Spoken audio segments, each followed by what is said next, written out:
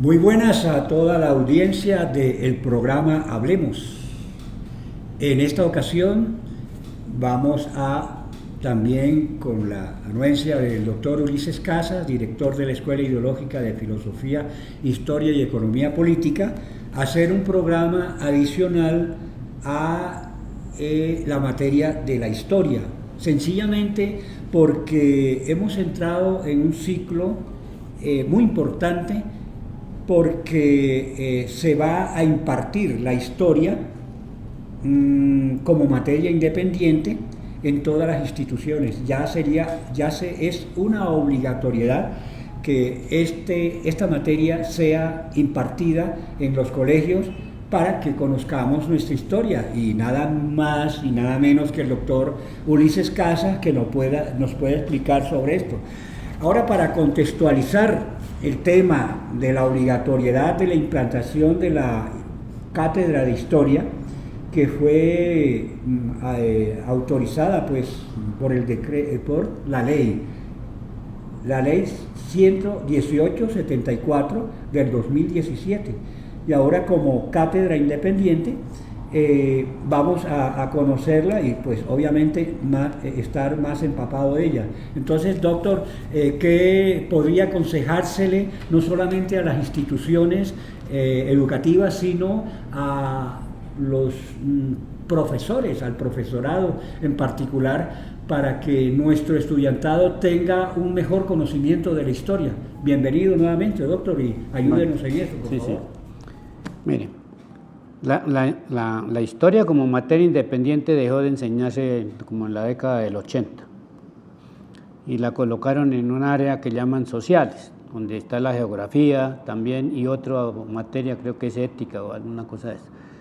Pero no es una cátedra, sino es una materia que debe emprender en forma independiente, no dentro de un área de sociales, y lo obliga la ley 1874 del 2017.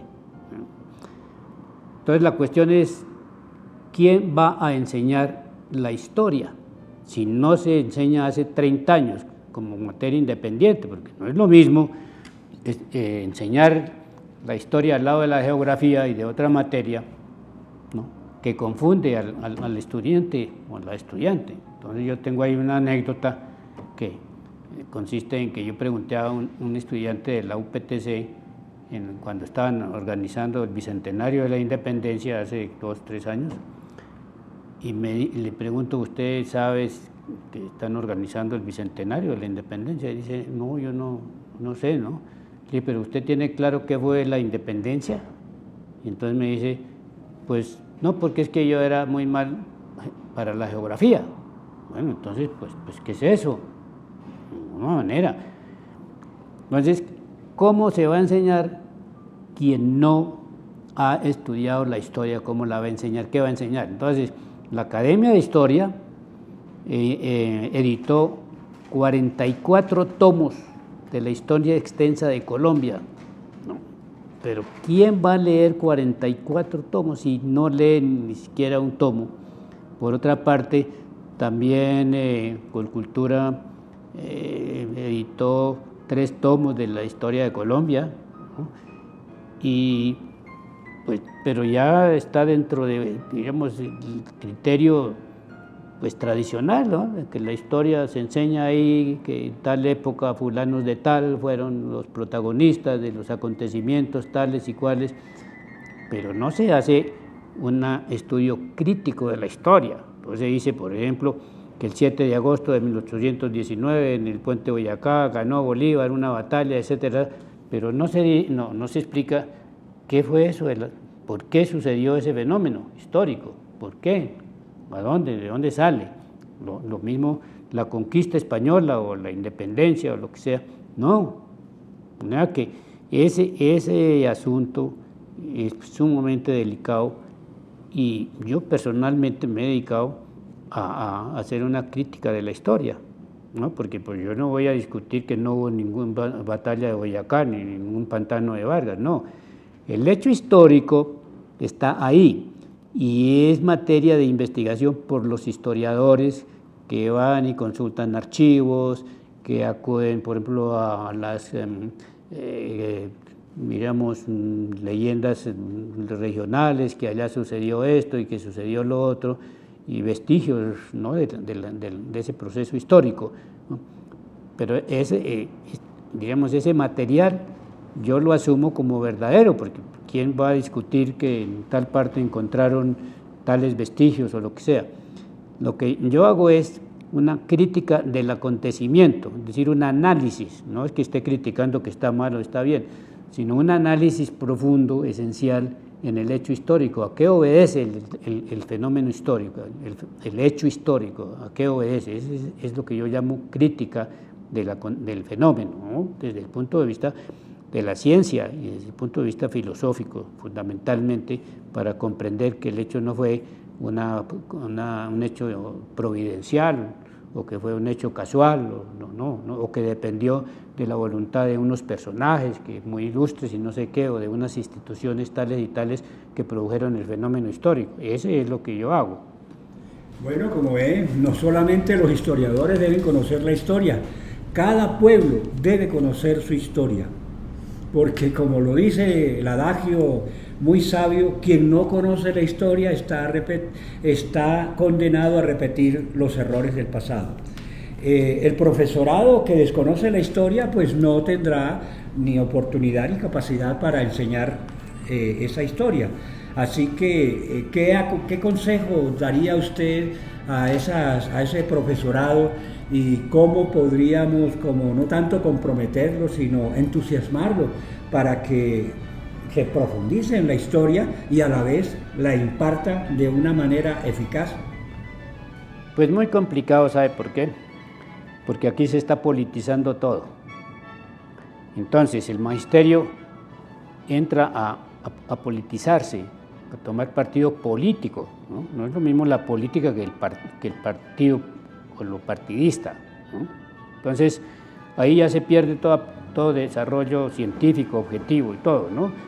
Si se politiza la justicia, entonces la justicia falla de acuerdo a intereses políticos, pues se pervierte todo.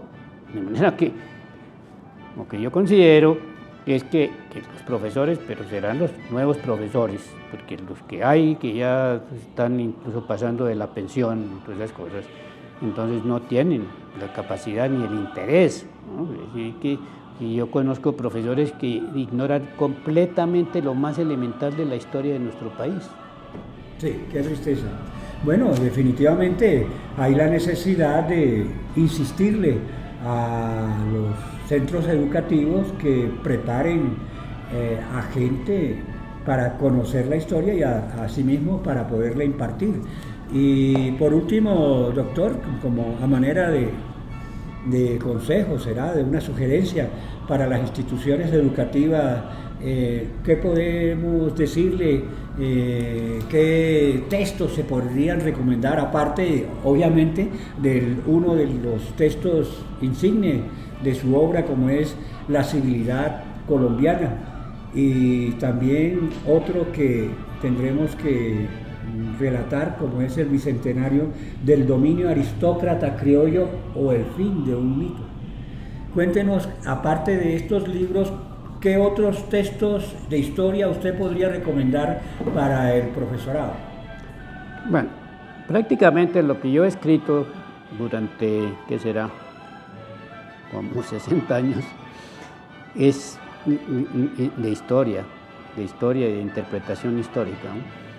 Porque recomendar que lean 44 tomos de la historia extensa de Colombia, pues será para especializaciones, magísteres, etcétera, etcétera. Eso, el personaje ya termina de 70 o 80 años terminando una lectura de eso, ¿no?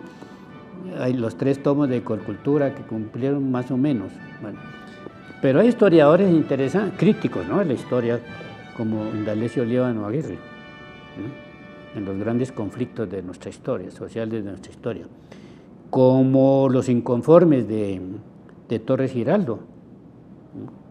Sí, eso. Pues así, principalmente eso, ¿no? Porque es que en la medida en que uno va leyendo, van apareciendo cosas que hay que estudiarlas, ¿sí? La lectura no es solamente el texto ahí, ¿no? Sino que el texto nos da elementos para avanzar en cosas que el texto trae como diríamos, adscritos al mismo texto.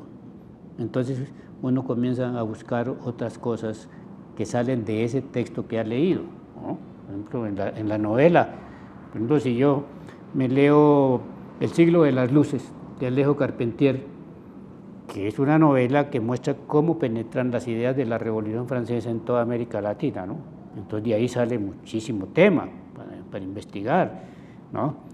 Mi novelista, digamos, importante para mí es Alejo Carpentier. Entonces escribe, por ejemplo, El reino de este mundo, y es 50 años de historia de Haití, ¿no? Donde se liberan del dominio francés y suben un nativo ahí y acude a lujos superiores a los que tenía el gobernante francés. Y mire lo que hay ahorita, man. Entonces es como incentivar la lectura y el estudio y la profundidad en el estudio, ¿no? de los fenómenos, de todo. Eso es lo que yo aconsejo. Y hay personas, hay alguno profesor que otro que me estima mucho y hace todo esto que yo estoy aconsejando. Oiga, ahí como a manera de paréntesis, ya que hizo referencia a Haití, que fue entre otras cosas la primera nación latinoamericana que se independizó, cuénteme respecto a ese personaje que usted dice, ¿se trata de Alejandro Petión?